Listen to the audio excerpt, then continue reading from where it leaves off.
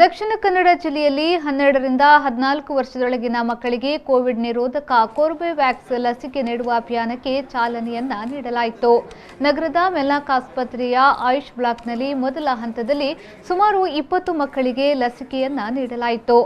ಈ ವೇಳೆ ಮಾತನಾಡಿದ ಜಿಲ್ಲಾಧಿಕಾರಿ ಡಾಕ್ಟರ್ ರಾಜೇಂದ್ರ ಕೆವಿ ಅವರು ಜಿಲ್ಲೆಯಲ್ಲಿ ಸುಮಾರು 73,000 ಮಕ್ಕಳಿಗೆ ಲಸಿಕೆಯನ್ನ ನೀಡಲು ಸಿದ್ಧತೆಯನ್ನ ಮಾಡಲಾಗಿದ್ದು ಹಂತ ಹಂತವಾಗಿ ಎಲ್ಲರಿಗೂ ಲಸಿಕೆಯನ್ನ ನೀಡಲಾಗುವುದು.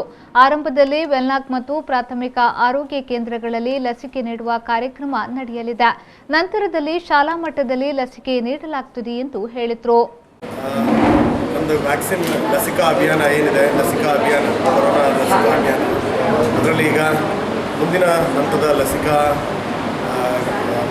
ಪ್ರಯೋಗಕ್ಕೆ ತೊಡಗಡೆ ಇದಾಗಿದೆ. ರಾಜ್ಯ ಸರ್ಕಾರದ ನಿರ್ದೇಶನದಂತೆ 12 ವರ್ಷದಿಂದ 14 ವರ್ಷದ ಮಕ್ಕಳುಗಳಿಗೂ ಕೂಡ ವ್ಯಾಕ್ಸಿನೇಷನ್ ಅನ್ನು ನೀಡುವಂತಹ ಒಂದು ಕಾರ್ಯಕ್ರಮಕ್ಕೆ ಜಿಲ್ಲಾ ಮಟ್ಟದಲ್ಲಿ ಚಾಲನೆ ಕೊಟ್ಟಿದ್ವಿ. ಆಲ್ರೆಡಿ ನಮ್ಮದೇನು ಮೊದಲನೇ ಡೋಸ್ ತೊಗೊಂಡಿರೋರ ಸಂಖ್ಯೆ 100% ಆಗಿದೆ. ಮತ್ತು ಎರಡನೇ ಡೋಸ್ ತೊಗೊಂಡಿರೋದು 92% ಇದೆ. ಇನ್ನು 8% ಜನ ಯಾರು ಮೊದಲನೇ ಡೋಸ್ ತೊಗೊಂಡವರು ಕೂಡ ಎಲಿಜಿಬಲ್ ಆಗಿರೋರು ಅವರು ಎರಡನೇ ಡೋಸನ್ನು ತೊಗೋಬೇಕು. ಮತ್ತು 60 ವರ್ಷದ ಮೇಲ್ಪಟ್ಟಿರೋರಿಗೆ ಪ್ರಿಕಾಷನರಿ ಡೋಸು ಮತ್ತು ಹೆಲ್ತ್ ಕೇರ್ ವರ್ಕರು, ಫ್ರಂಟ್ಲೈನ್ ವರ್ಕರ್ಸ್ಗೂ ಕೂಡ ಅವರು ಪ್ರಿಕಾಷನರಿ ಡೋಸ್ ತೊಗೊಳೋದ್ರ ಒಳಗಡೆ ಕೂಡ ನಮ್ಮಲ್ಲಿ ಇನ್ನೂ ಕೂಡ ಹೆಚ್ಚಿನ ಒಂದು ಜನ ಮುಂದೆ ಬಂದು ವ್ಯಾಕ್ಸಿನೇಷನನ್ನು ತೊಗೋಬೇಕು.